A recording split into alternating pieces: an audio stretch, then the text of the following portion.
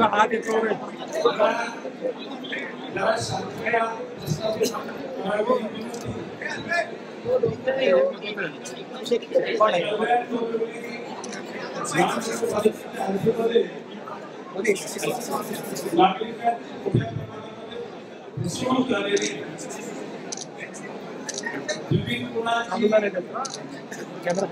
Minute camera मध्ये नाही थोडं मागे ना मागे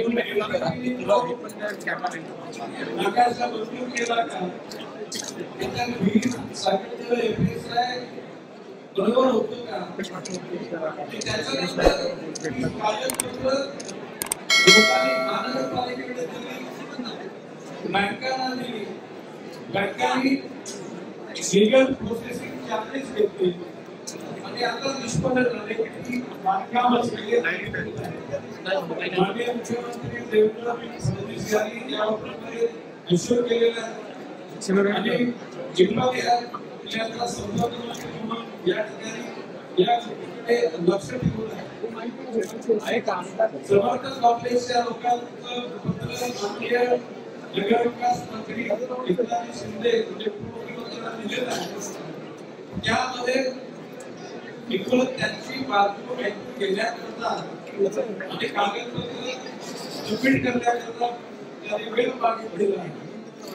याबाबत सुप्रिय आमदार रवींद्र चव्हाण यांनी सुद्धा फोन केला आणि सांगितलं की त्यांच्या मतदार दादा साधा मीटिंग आहे राहिलेल्या सगळ्यांना करण्यात कामी करते.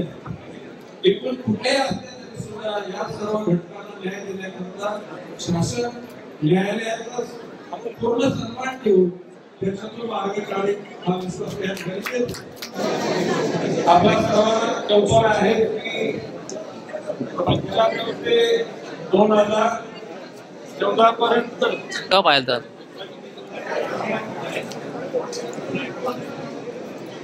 हो 15 वर्ष या जिल्ह्याचा मी पालकमंत्री होतो आणि त्यावेळेला दर आठवड्याला अतिशय नवी मुंबई आणि ठाण्यामध्ये केंद्राला भरायचा टोकन नंबर प्रमाणे सगळ्यांना बोलवलं जाईल. माझी विनंती तर आम्ही बरोबर 10-15 मिनिटं उशीर झाला परंतु सगळ्यांना आपलं म्हणणं आहे ते लेखी या ठिकाणी देण्यासाठी उभा आहे. थोडी साईडला ना रेंज थोडी साईडला रेंज भेटत नाही वेग जात नाही. थोडं साईडला आहे ना. हॅलो एकूण हॅलो जरा व्यक्ती जाती या ठिकाणी जे अर्ध्या या ठिकाणी चर्चा केली जाईल. पुन्हा 1 महिन्याने जनता दरबार होईल. त्यावेळेला आज निवेदनाच्या अनुषंगानं काय त्याच्यावर निघालं त्याची उत्तरं जनतेला दिली जातात. आज चेकर म्हणून दोन्ही आमदार संजय केळकर आमदार डेप्युटी दामकर वगैरे ते बाजूला अध्यक्ष वरती सर्व पदाधिकारी विविध पक्षाचे ठाणे जिल्ह्यामधला पहिला जनता दरबार माननीय वनमंत्री गणेश नाईक साहेब यांनी घेतलेला आहे.